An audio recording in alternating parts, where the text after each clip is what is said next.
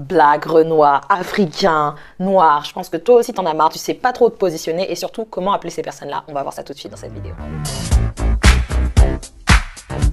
Alors j'avais déjà fait une vidéo où j'expliquais un petit peu d'où venaient les termes noirs, afrodescendants. Donc là dans cette vidéo je ne vais pas m'attarder sur les dates, sur quand est-ce que c'est arrivé, etc. Je vous invite vraiment à revoir cette vidéo que j'avais faite sur mon mur.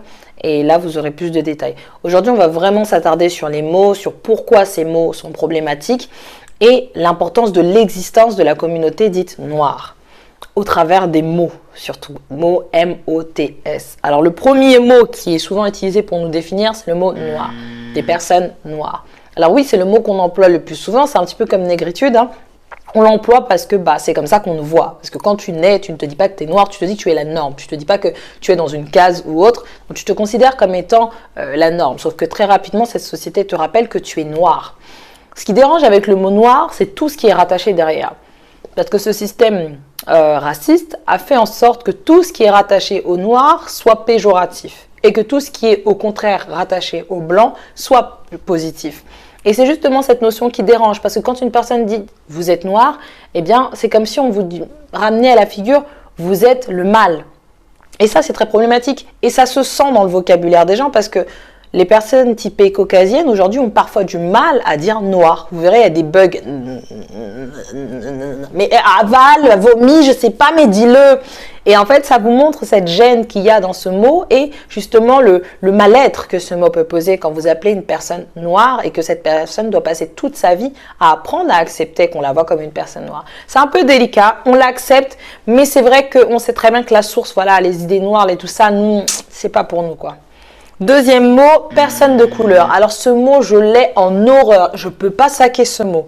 J'aime pas parce que le paradigme, en fait, il est pas bon, en fait. Il ne me correspond pas. Alors si je comprends pas ce que c'est que le paradigme, le prisme, en fait, c'est le point de vue de base. C'est le regard de base, en fait. Et quand vous dites une personne de couleur, ça sous-entend que cette personne-là, elle a la particularité d'avoir de la couleur, en fait, par rapport aux autres. Sauf qu'en réalité, les premières civilisations, et je ne cesse de le répéter en ce moment, étaient des civilisations noires. Lucie venait d'Afrique, pour les chrétiens, le jardin d'Éden, c'est en Afrique. Enfin bref, mes amis, première civilisation, c'est nous. Donc ça veut dire qu'en fait, quand on change de prisme, ce n'est pas des personnes de couleur, il y a des personnes décolorées.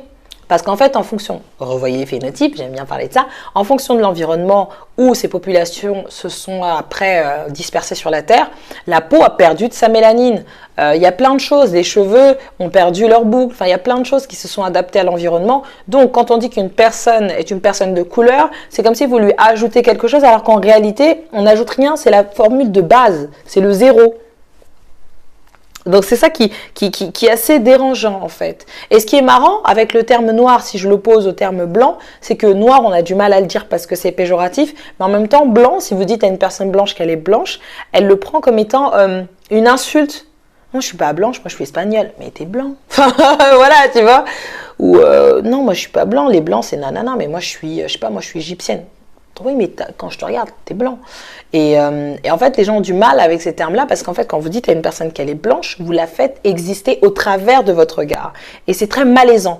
Et pour ces personnes-là, analysez vous-même, c'est très malaisant parce que vous êtes dans une situation d'inconfort parce qu'on vous nomme en fait, alors que on grandit dans une société où le blanc est le chiffre 0. Donc on ne le nomme pas, c'est la base. Sauf que non, il peut y avoir des prismes totalement différents. Autre mot qui me dérange, mais qui est normalement plus employé aujourd'hui, c'est le terme nègre.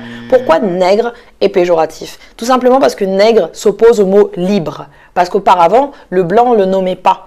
Donc, il n'y avait que les nègres, les noirs, qu'on nommait. Et donc, du coup, quand on disait nègre, c'est que c'était une personne esclave. Nègre était synonyme d'esclave. Donc, quand vous dites nègre, en fait, c'est tout à fait le contraire du mot libre. C'est péjoratif.